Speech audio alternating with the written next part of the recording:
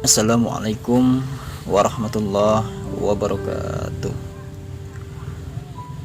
Saudaraku, hari ini kita akan membahas sebuah konsep yang sangat fundamental,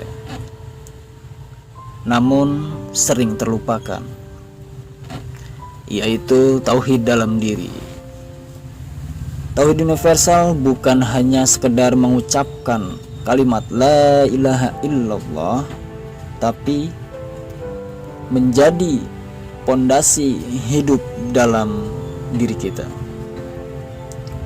mempengaruhi setiap pikiran, ucapan, dan tindakan. Yang pertama, tauhid zat, kesadaran akan keagungan Allah. Yang pertama adalah pengakuan bahwa Allah adalah satu, esa, maha kuasa, dan tiada sekutu baginya. Dalam diri kita, ini berarti setiap keputusan, setiap niat harus kita tanyakan pada diri sendiri, apakah ini sesuai dengan kehendak Allah. Sering kita tergoda oleh nafsu, ambisi dunia, atau pengaruh orang lain. Dengan tauhid zat, kita belajar untuk menahan diri, memilih yang benar, dan menempatkan Allah sebagai pusat kehidupan.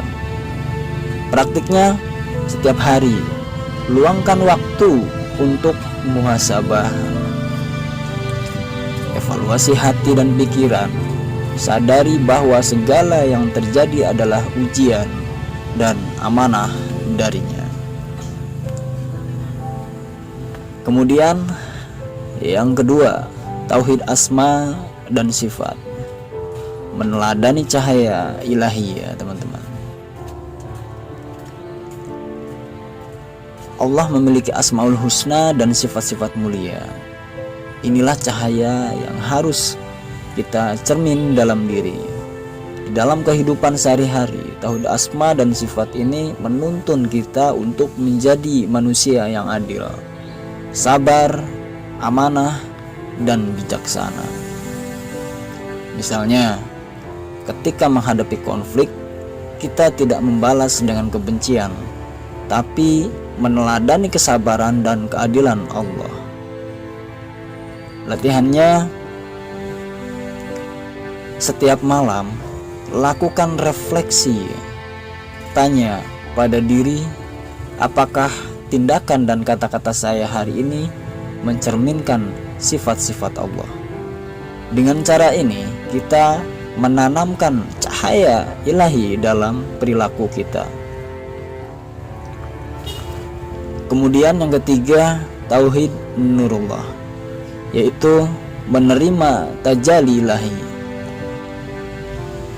Tauhid nurullah mengajarkan kita bahwa cahaya Allah hadir di setiap peristiwa dan ciptaan dalam diri. Ini berarti kita belajar melihat hikmah dalam hidup, baik saat senang maupun sulit.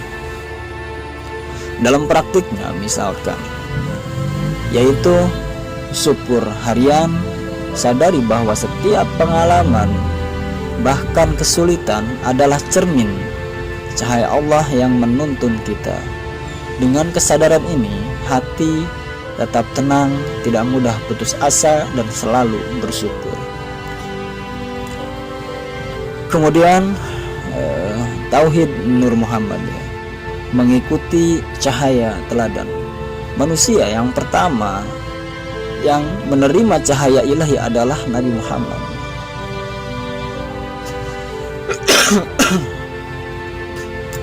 Nah, Nur Muhammad bukan sekedar makhluk, tapi teladan bagi kita dalam moral dan tindakannya.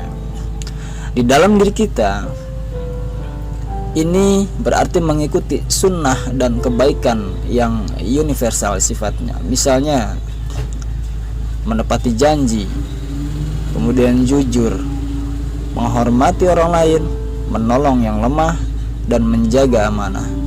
Nah, dengan mengikuti cahaya teladan ini, kita hidup selaras dengan ilahi dan sesama makhluk ya.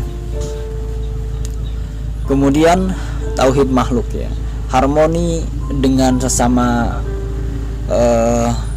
kita dan juga alam semesta. Jadi terakhir, tauhid makhluk itu mengajarkan bahwa manusia adalah khalifah di bumi ya. Amanah untuk menjaga alam dan sesama diri kita.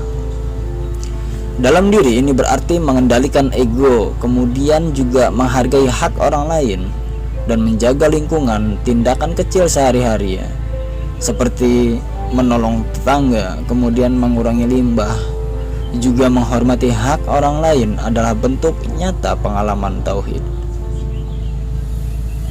Saudaraku, tauhid dalam diri ini bukan sekedar keyakinan ya, tapi praktik hidup yang menyeluruh. Ada 5 poin. Yang pertama, mengendalikan nafsu dan menempatkan Allah sebagai pusat, yaitu tauhid zat.